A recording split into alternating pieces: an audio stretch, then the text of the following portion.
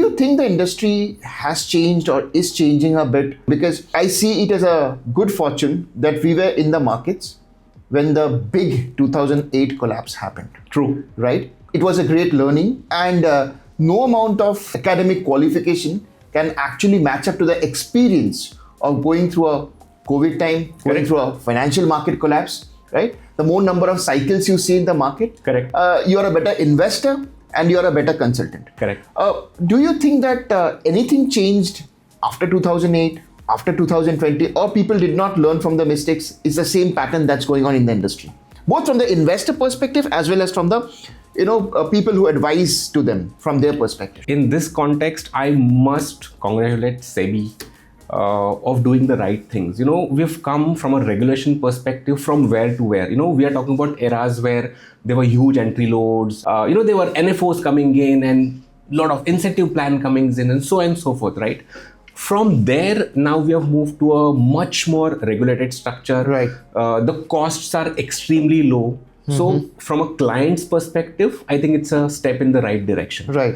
And when it's long term and when markets are doing good, then long term is 10 years.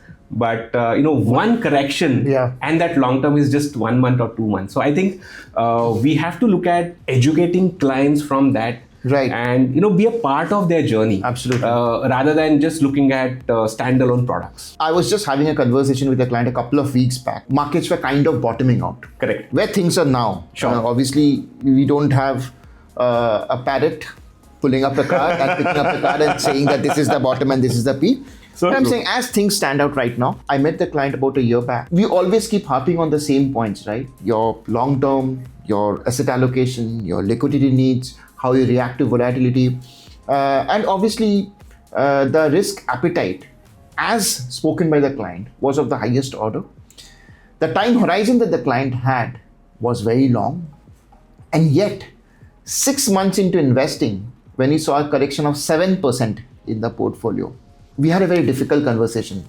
Obviously, he's not a very experienced investor, but I'm still trying to highlight the moot point. He felt that something drastic needs to be done. We should cut losses, move back to fixed income. When is the market going to do a U-turn? He needed specific answers. Correct.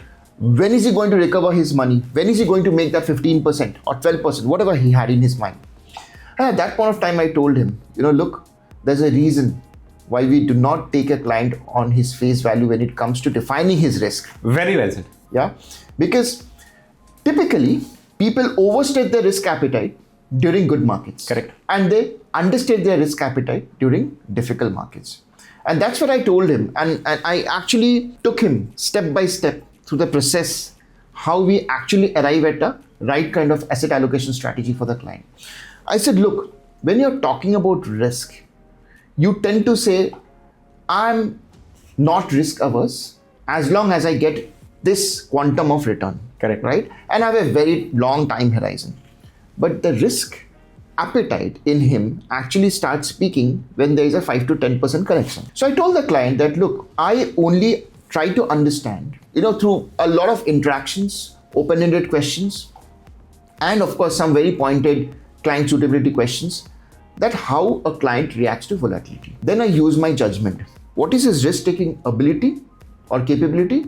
And what is his risk-taking willingness? Correct. Right? Both are very different. Absolutely. His willingness may be low, but capability may be high, or vice versa. That's why we have to kind of marry both and, fine-tune the allocation to suit his personal requirements rather than just going by his word that, oh, I'm a high risk taker. Correct. Put all my monies into equities. Correct. Right? So again, coming back to the thing that I started discussing about, that you typically tend to overstate your risk appetite during good markets, and that's what had happened. And we still did not take him on face value, and obviously his portfolio was a bit of a moderate asset allocation approach. And that's why, while the markets had actually corrected by 15 to 17% from the peak, and I'm talking about the large cap indices in India, his portfolio was probably down by 6 to 7%. And that's where I told him that, look, this is the reason at that point of time I did not go with your idea of investing 100% into equities.